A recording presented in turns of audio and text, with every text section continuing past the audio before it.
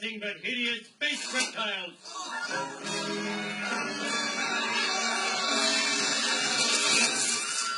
It's true.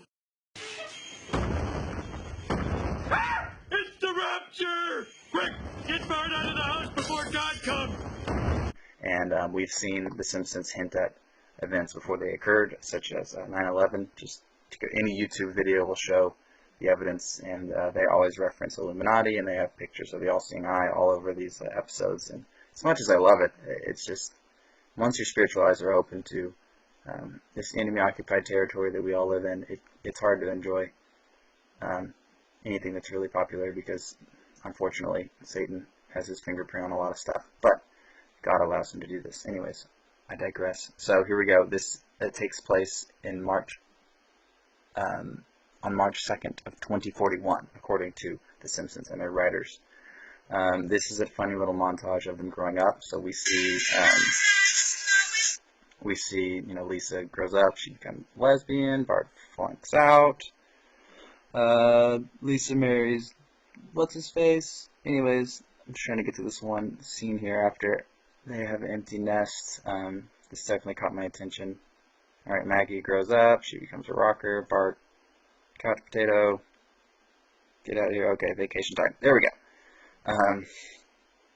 That is clearly Manhattan, and it is deep underwater. I mean, there's a lot of water. So, an event like this, it would have to get this much water staying over New York, and not like it's a tidal wave.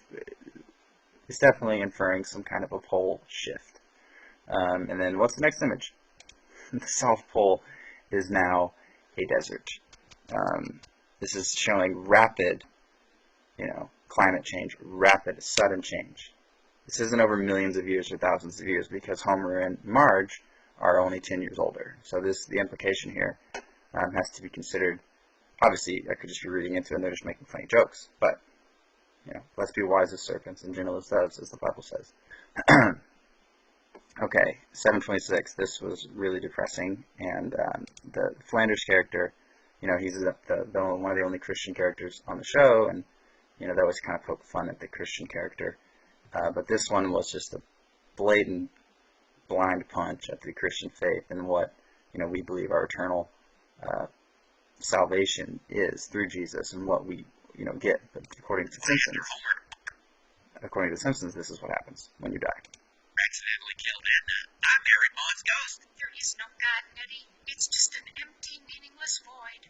Gee, pretty.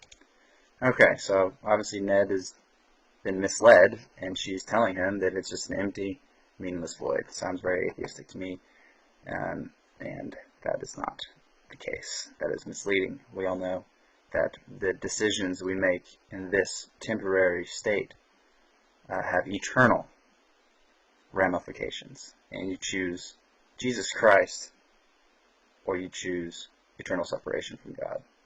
So that is the truth, and this is not 848. Here's more plugging into the computer. Here we go. Oi! Can I get a fill out for my head? Suicide pills, no lockjaw, 20-year-old business. 20-year-old business week. So this is saying that in the year 2020, cannibalism will be something that everyone is doing. It's the new gold. It's the new currency. Meat. Food. Think about the tribulation, guys. Think about how hard it's going to be to eat without taking the mark.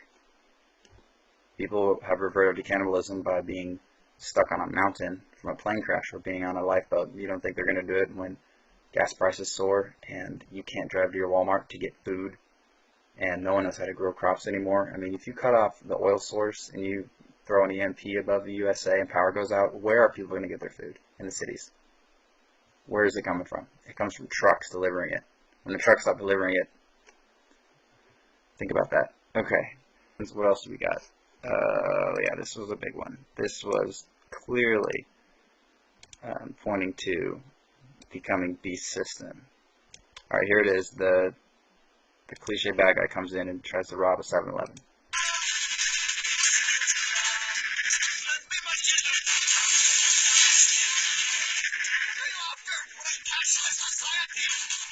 What are you after? We are a cashless society. Boom, beast system. That's coming. That's Revelations, I think, 13:13. Buy or sell without this mark. Anyways, so that's the future. The Simpsons. There was one more that was just kind of silly. Nothing else really significant, but this caught my attention. No. Hurry up. These are the love robots that you can reject them. Here it is. Montgomery Burns Institute for Soul Extraction.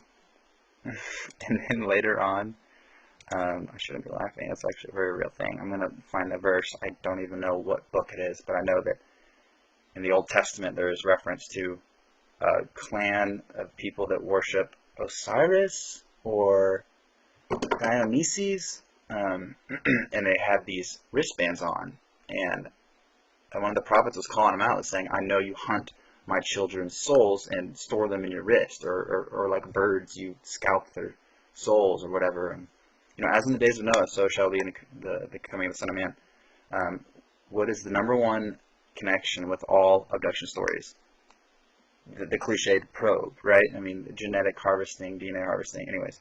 So Satan is trying to get what God breathed into Adam's nostrils. He's been trying to crack that code forever. Look at how much money the royal family has given to that giant super collider. I forget what it's called. It was billions of dollars. And they're researching what's called the God particle, the Biggs-Hosen particle that is the Tower of Babel. That's technology that humans should not be able to attain, and we're close to achieving that, and God's going to step in before. So we know we're running out of time because we're about to crack the God code, and God's not going to let that happen. We already cracked the human genome, and he was not pleased about that. But we know that comes into play in the latter days. Later on, 7:16, it shows the soul extraction. There we go. You see that? Who was walking someone to soul extraction?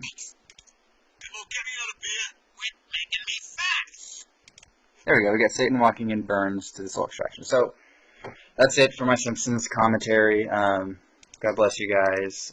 Keep your eyes peeled. The Lord's coming back.